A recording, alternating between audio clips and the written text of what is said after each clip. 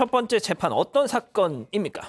한 20대 남성이 지난 2019년에 금 100돈을 판다는 40대 남성을 만난 다음에 범죄를 저질렀습니다. 어떻게 된 금 거냐면 100돈. 금 100돈. 이게 100돈이면은 375g. 375g인데 오늘 매매 기준율로 보니까 한 2,400만 원 정도 됩니다. 오, 예, 예. 오늘 기준으로. 예. 2019년에 이런 일을 벌인 건데 인터넷 중고거래 사이트에서 금 100돈을 판매한다는 글을 봤습니다. 이 20대 남성이요.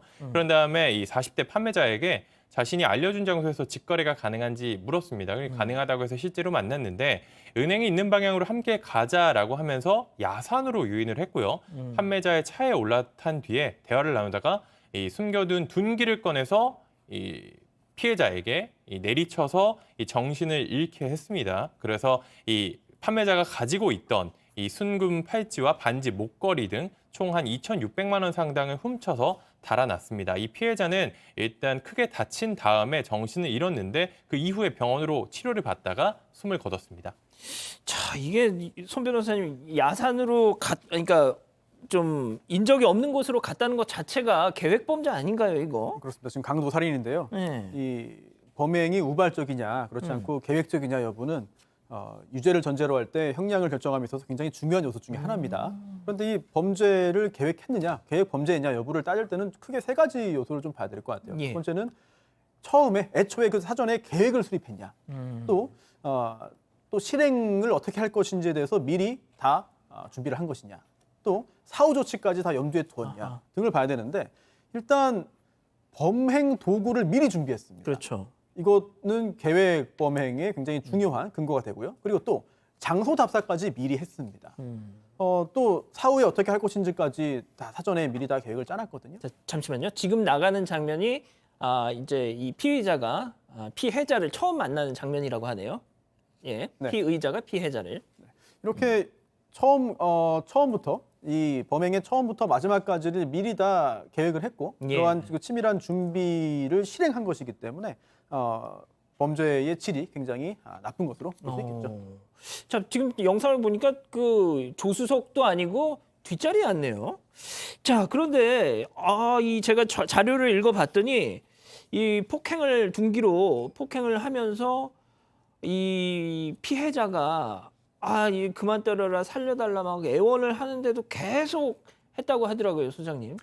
그러니까요. 저는 뭐 이 사람이 맨 처음에는 이렇게까지 나쁜 모습은 아니었다고 해요. 맨 처음에 이제 20대잖아요. 예. 그러니까 4년 전에 몇 살에 집을 나왔는지는 모르지만 어쨌든 집을 나왔습니다. 그래서 한 4년 정도는 열심히 일을 했대요. 그래서 젊은이가 4천만 원 정도를 모아서 그렇게 자기가 뭔가를 잘 살아보려고 했던 때가 있는데 그러다가 그 돈을 온라인 도박하고 주식으로 다 날린 겁니다.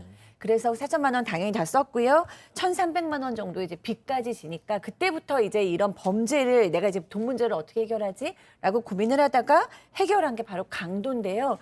그렇지만 그럼에도 불구하고 이해가 되지 않는 게 예전까지 얘기하신 대로 너무 잔인하게 처음 보는 사람을 자기 이익을 위해서 그러니까요. 둔기로 계속 내려쳤다라는 것 그리고 이제 그 후에 우리가 설명할 방법들이 보면 굉장히 기본적인 인품이나 성품에도 좀 문제가 있지 않나라는 생각이 좀 드네요.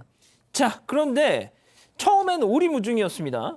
대포폰을 썼다는 거 아니에요?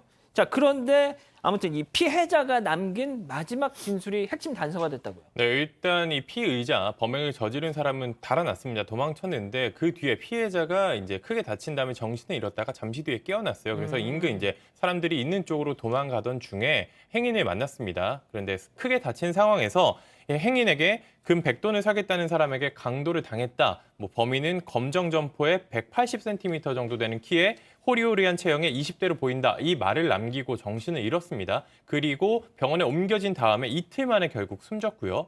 이게 수사가 이뤄졌지만 이미 피해자는 숨진 상황이었어요. 그래서 단서는 이 목격자가 들은 이것밖에 없었는데 이 CCTV 수백만 대를 모두 분석한 끝에 결국 붙잡았는데 신장이 178cm, 체중은 65kg 정도 예. 피해자가 마지막으로 얘기한 인상착의와 같았던 겁니다. 그렇군요. 자, 그럼 여기서 첫 번째 재판 체크포인트 짚어보죠. 공범이 시켰다? 이런 주장을 폈던 건가요? 네, 정말 좀 심란하고 갑갑한 얘기인데요. 이 사람 지금 뭐라고 얘기를 하고 있냐면요. 이게 사실은 공범이 시켰습니다라고 얘기하면서 본인은 이제 공범이 시켜서 흉기를 동구를 산 것도 사실이고 피해자를 범행 장소로 유인한 것도 사실인데 죽인 것도 공범이 죽였고 그다음에 이제 내가 이걸 돕지 않으면 우리 가족을 살해하겠다고 나도 협박을 당했다. 공범이 이렇게 살해까지 할 거를 나 자기는 상상도 못했다라는 이상한 얘기를 하고 있었습니다. 신 변호사님 근데 아까 CCTV 영상 보면 다시 한번 보여주실래요? 그거 보면은 일단 혼자 와서 뒷자리에 앉아서 그냥 가던데 공범이 어디 있죠? 그러니까 본인이 피해자를 유인해서 범행 장소까지 데리고 간 것은 맞다. 그렇지만 실제 실행은 공범이 했다라고 주장을 하는데 그러면 공범이 얼굴이 어떻게 생겼나 물어보니까 모른다는 거예요. 이름은 뭐냐? 모른다는 거예요. 그걸 자기가 모르면 누가 알아요? 그러니까 나이도 모른대요, 심지어. 그래서 그럼 어떻게 얘기를 하고 어떤 식으로 대화를 했냐라고 하니까 그거는 텔레그램으로 얘기를 했기 때문에 지금 증거가 남아있지 않는다. 이렇게 얘기를 하는 거예요. 예. 그래서 도저히 공범의 존재에 대해서 그러면 입증할 수 있는가 봤더니 이 범행 현장 요 주변에서 미리 이거를 자신이 계획하고 어떻게 해야 되지? 요걸 다 샅샅이 미리 살펴보고 있었던 거예요. 그래서 공범이란 없고 너의 머리 생각 속에 있었던 거구나라고 판단할 수밖에 없는 거죠. 아, 예. 아니, 자, 그런데 손 변호사님, 결국 1심 재판부 지금 저런 공범이 있었다, 공범이 시켜서 죽였다, 뭐 이런 주장을 했던 건데, 그럼 1심 재판부 판단은 어땠습니까? 당연히 유죄 판결이고요. 이 예. 강도살인죄 등이 인정됐는데 이 강도살인죄만 해도 법정형이 사형 또는 무기징역이에요. 그런데 1심에서는 징역 40년형이 선고됐습니다. 즉 법정형보다는 이제 내려간 거죠. 낮아진 거죠. 예, 예. 재판부가 이렇게 봤어요. 조금 전에 우리가 살펴본 대로 이게 공범 검찰 조사 때는 다 이제 자백을 했다가 진술했다가 재판 때는 다시 이거 공범이 시킨 대로 했다고 이야기를 하고 있는데 인정할 수 없다. 이거 소설 같은 주장이다. 이거 책임을 좀 덜어보기 위해서 이야기하는 거다라고 비난을 했습니다. 예. 하지만 그러면서도 아직 교화갱생 가능성에 대한 기대를 단념하기 아하. 어렵다라고 해서요. 법정형이 사형 또는 무기징역임에도 징역 40년형을 1심에서 선고했습니다.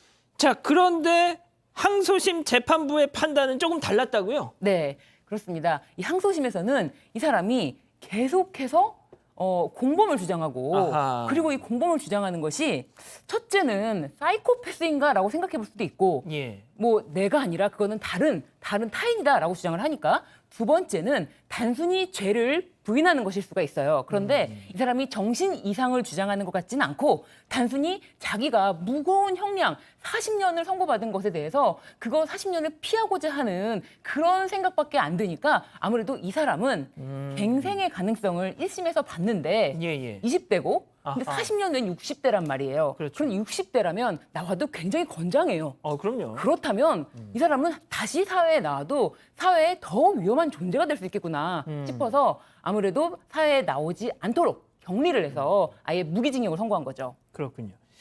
자, 복불복님이 우리 신 변호사님이 좀 불편하신 것 같다고. 불편하신가요? 아니요. 편하신가요? 네, 제가 아주 예. 재밌게 설명하려고 하다 보니까 좀 예. 이렇게 오버액션이 좀 들어가네요. 아무래도 그렇습니다. 개그맨 지명생이다 보니까. 예, 알겠습니다. 자, 첫 번째 재판 일단 이 정도로 정리하고요.